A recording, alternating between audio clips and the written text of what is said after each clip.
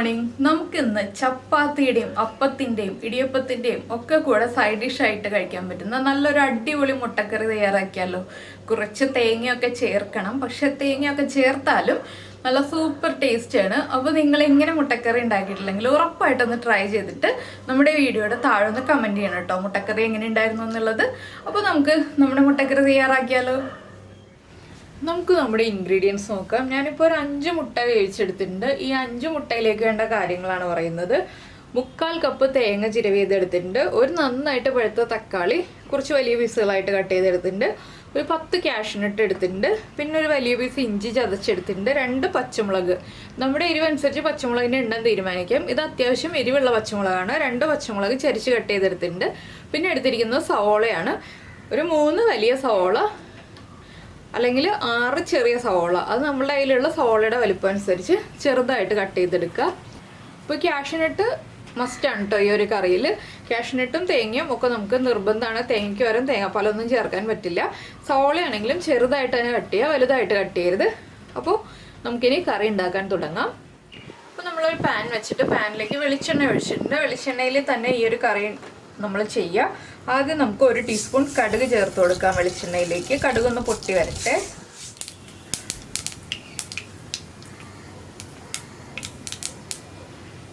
കടുക് പൊട്ടി കഴിയുമ്പോൾ കുറച്ച് കറിവേപ്പില ചേർക്കുക.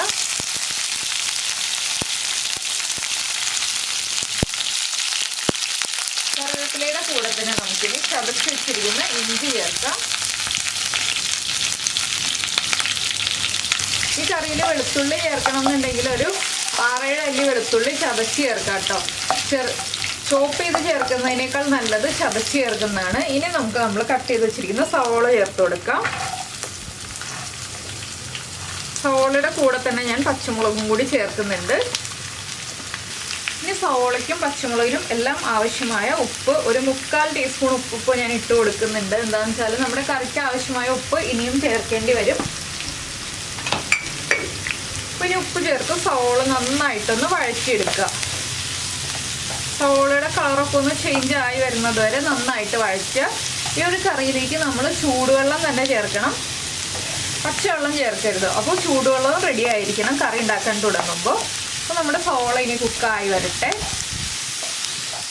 അപ്പോൾ നമ്മുടെ സവോള നമ്മൾ വഴറ്റാൻ വെച്ചിട്ടുണ്ട്. ഈ സമയത്ത് നമുക്ക് ഇതിലേക്ക് വേണ്ട അരപ്പ് റെഡിയാക്കി എടുക്കാം. നമ്മൾ എടുത്ത് വെച്ചിരിക്കുന്ന തേങ്ങ മിക്സിയുടെ ജാറിലേക്ക് മാറ്റാം. അതുപോലെ തന്നെ 2 ചെറിയ പീസ് പട്ട, 1/2 ടീസ്പൂൺ പെരിഞ്ജീരകം, പിന്നെ നമ്മുടെ കാഷ്നട്ട്,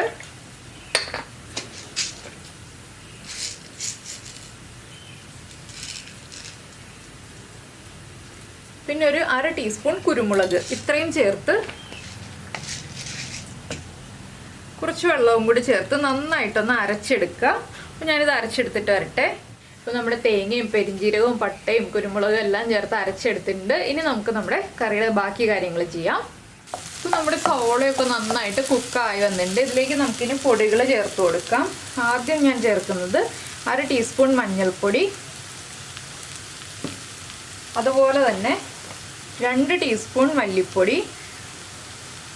ഫ്ലെയിം കുറച്ച് വെച്ചിട്ടാണ് കേട്ടോ പൊടികൾ ചേർക്കുന്നത്. പിന്നെ ഒരു 1 ടീസ്പൂൺ കാശ്മീരി ചില്ലി പൗഡർ. ഇത്രയും പൊടികൾ ചേർത്തിട്ട് നന്നായിട്ടൊന്ന് ഇളക്കുക. എരിവുള്ള മുളക് പൊടി ചേർക്കാത്ത എന്താണെന്ന് വെച്ചാൽ നമ്മൾ പച്ചമുളക് എരിവുള്ളതാണ് ചേർത്തിട്ടുള്ളത്. അതുപോലെ തന്നെ നമ്മൾ കുരുമുളക് അരയ്ക്കുകയും ചെയ്തിട്ടുണ്ട്. അപ്പോൾ എരിവുള്ള മുളക് പൊടി നിങ്ങൾക്ക് വേണമെന്നുണ്ടെങ്കിൽ 1/2 ടീസ്പൂൺ എരിവുള്ള മുളക് പൊടിയും 1/2 ടീസ്പൂൺ കാശ്മീരി ചില്ലി പൗഡറുമായിട്ട് ചേർക്കാം. പിന്നെ ഒരു 3/4 ടീസ്പൂൺ ഗരം മസാലപ്പൊടി. ഇനി പൊടികളൊന്ന് കുക്കായി വരുന്നത് വരെ നന്നായിട്ടൊന്ന് ഇളക്കി കൊടുക്കുക. 1 മിനിറ്റ് ഒന്ന് ഇളക്കി കൊടുത്തിട്ടുണ്ടെങ്കിൽ നമ്മുടെ പൊടികളൊക്കെ കുക്കായി വന്നോളും. 1 മിനിറ്റ് കഴിയുമ്പോൾ നമുക്ക് ബാക്കിയുള്ള കാര്യങ്ങൾ ആഡ് ചെയ്യാം. അപ്പോൾ നമ്മുടെ പൊടികളൊക്കെ കുക്കായി തുടങ്ങിയിട്ടുണ്ട്. നമുക്കിനി ഇതിലേക്ക് നമ്മൾ കട്ട് ചെയ്ത് വെച്ചിരിക്കുന്ന തക്കാളി ചേർത്ത് കൊടുക്കാം. തക്കാളിയും ചേർത്തിട്ട് നന്നായിട്ടൊന്ന് ഇളക്കുക. ഇനി തക്കാളി ഒന്ന് കുക്കായി വരാനായിട്ട് ഒരു 2 മിനിറ്റ് ഇളക്കി കൊടുക്കുക. അപ്പോൾ നമ്മുടെ തക്കാളിയൊക്കെ ഒന്ന് കുക്കായി തുടങ്ങുന്നുണ്ട്. ഇതിലേക്ക് നമുക്ക് നമ്മൾ അരച്ചു വെച്ചിരിക്കുന്ന അരപ്പ് ചേർത്ത് കൊടുക്കാം. ഫ്ലെയിം കുറച്ച് വെച്ചിട്ട് അരപ്പ് ചേർക്കുക.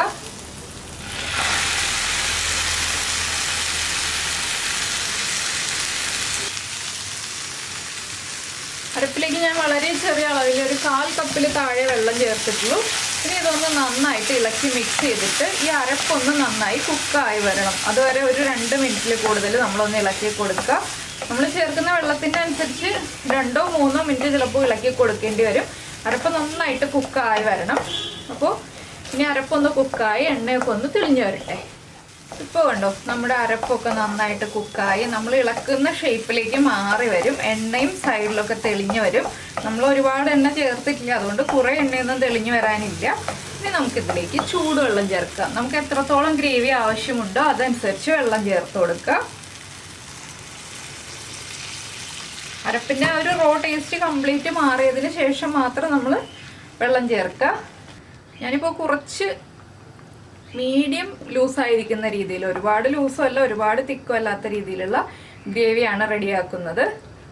അപ്പോൾ നമ്മളിനി ഈ ഗ്രേവിയുടെ ഉപ്പൊക്കെ ചെക്ക് ചെയ്തിട്ട് വേണം ഇതിലേക്ക് മുട്ട ചേർക്കാനായിട്ട്. ഞാൻ കുറച്ചുകൂടി വെള്ളം ചേർക്കുന്നുണ്ട്. അപ്പോൾ ഈ കറി കുറേ സമയം തിളപ്പിക്കേണ്ട ആവശ്യമൊന്നുമില്ല കേട്ടോ. മുട്ട ചേർത്തിട്ട് ഒരു 2 മിനിറ്റ് തിളപ്പിച്ചാൽ മതി. അപ്പോൾ നമ്മൾ തിളപ്പിക്കുമ്പോൾ ഗ്രേവി വേഗം റെഡ്യൂസ് ആവും, നമ്മൾ ക്യാഷ്നട്ട് അരച്ചിട്ടുള്ളത് കൊണ്ട്. അതനുസരിച്ച് നമ്മൾ വെള്ളം ചേർത്ത് കൊടുക്കുക. ഇനിയിപ്പോൾ നമ്മുടെ കറി ഒന്ന് തിളച്ച് വരട്ടെ. ഇപ്പോൾ നമ്മുടെ കറി നന്നായിട്ട് തിളച്ചുകൊണ്ടിരിക്കുന്നുണ്ട്. നമുക്കിതിലേക്ക് ഇനി മുട്ട ചേർത്ത് കൊടുക്കാം. മുട്ട നിങ്ങൾക്ക് വരഞ്ഞിട്ട് ചേർക്കണം എന്നുണ്ടെങ്കിൽ വരഞ്ഞിട്ട് ചേർക്കാം കേട്ടോ. ഞാൻ വരയാറില്ല മുട്ട. വരഞ്ഞിട്ട് ചേർക്കുകയാണെങ്കിൽ കുറച്ചുകൂടി നമ്മുടെ മുട്ടയിലേക്ക് ഉപ്പൊക്കെ പിടിച്ചു വന്നോളും. ഇനി മുട്ട ചേർത്ത് കഴിഞ്ഞിട്ട് നന്നായിട്ടൊന്ന് ഇളക്കുക. ഒരു 2 മിനിറ്റും കൂടി തിളപ്പിച്ചെടുക്കുക. അപ്പോൾ നമ്മുടെ കറി ഒന്നുകൂടി കുറുകി വരും. അപ്പോൾ ചപ്പാത്തിക്കൊക്കെ ആണെങ്കിൽ കുറച്ച് ഗ്രേവി ഉള്ള ടൈപ്പായിരിക്കും നല്ലത്. അപ്പത്തിനാണെങ്കിൽ കുറച്ച് കുറുകിയിരിക്കുന്നതായിരിക്കും നല്ലത്. നിങ്ങൾക്ക് ഏത് ഡിഷിൻ്റെ കൂടെ കഴിക്കാനാണെന്ന് വെച്ചാൽ അതനുസരിച്ച് ഗ്രേവി എടുക്കുക. അപ്പോൾ നമ്മുടെ കറി കുറുകി കഴിഞ്ഞിട്ട് നമുക്കിനി ബാക്കിയുള്ള കാര്യങ്ങൾ ആഡ് ചെയ്ത് കൊടുക്കാം. ഇപ്പോൾ നമ്മുടെ കറി ഇതാ കുറുകി വരുന്നുണ്ട്. ഇനി ഇത് ഫ്ലെയിം ഓഫ് ചെയ്ത് കഴിഞ്ഞ് ചൂട് മാറി വരുമ്പോൾ വീണ്ടും കുറുകും കേട്ടോ. അതുകൊണ്ട് ഞാനിപ്പോൾ ഫ്ലെയിം ഓഫ് ചെയ്യാൻ പോവാണ്. ഫ്ലെയിം ഓഫ് ചെയ്യുന്നതിന് തൊട്ട് മുന്നേ ആയിട്ട് ഒരു 1/4 ടീസ്പൂണും കൂടി ഗരം മസാലപ്പൊടി ചേർക്കുന്നുണ്ട്. ആ ഗരം മസാലയുടെ ഫ്ലേവർ നമ്മുടെ കറിയിലൊന്ന് നിൽക്കാൻ വേണ്ടിയിട്ടാണ് ലാസ്റ്റ് ഗരം മസാലപ്പൊടി ചേർക്കുന്നത്. ഗരം മസാലപ്പൊടി ചേർക്കുന്നതിന് പകരം പെരിഞ്ജീരകം പൊടിച്ചത് ചേർത്താലും മതി. പക്ഷെ നമ്മൾ പെരിഞ്ജീരകം അരച്ചിട്ടുണ്ടല്ലോ. അപ്പോൾ നിങ്ങൾ പെരിഞ്ജീരകം അരച്ചിട്ടില്ല എന്നുണ്ടെങ്കിൽ പെരിഞ്ജീരകം പൊടിച്ച് ചേർത്താലും മതി. ഞാൻ ഫ്ലെയിം ഓഫ് ചെയ്തു. ഇനി നമ്മളിതിലേക്ക് ചേർക്കുന്നത് കുറച്ച് മല്ലിയില. ഇത് ഓപ്ഷനിലാണ്. മല്ലിയിലയുടെ ഫ്ലേവർ താല്പര്യമുണ്ടെങ്കിൽ മല്ലിയില ചേർക്കാം, താല്പര്യമില്ലെങ്കിൽ ചേർത്തില്ലെങ്കിലും കുഴപ്പമില്ല. ചേർക്കുകയാണെങ്കിൽ നല്ലൊരു ടേസ്റ്റ് കിട്ടും കറിക്ക്. മല്ലിയിലയും ചേർത്ത് ഒന്ന് ഇളക്കി മിക്സ് ചെയ്യുക. പിന്നെ കുറച്ച് കറിവേപ്പിലയും കൂടി ചേർക്കുക. അപ്പോൾ ഇത്രയേ ഉള്ളൂ നമ്മുടെ മുട്ടക്കറിയുടെ പരിപാടി. അപ്പോൾ നിങ്ങൾ ഇങ്ങനെ ഒരു മുട്ടക്കറി ഉണ്ടാക്കി നോക്കിയിട്ടില്ലെങ്കിൽ ഉറപ്പായിട്ടും ട്രൈ ചെയ്യൂ കേട്ടോ. നല്ല ടേസ്റ്റാണ്. അപ്പോൾ ഉപ്പും എരിവും എല്ലാം കറക്റ്റായിരിക്കണം. ഒരുപാട് എരിവുള്ള റെസിപ്പി അല്ല, ഒരു മീഡിയം എരിവേ ഉണ്ടാവുള്ളൂ. അപ്പോൾ നിങ്ങൾക്ക് എരിവ് കൂടുതൽ വേണമെന്നുണ്ടെങ്കിൽ കുരുമുളകിൻ്റെ അളവ് കൂട്ടുക കേട്ടോ.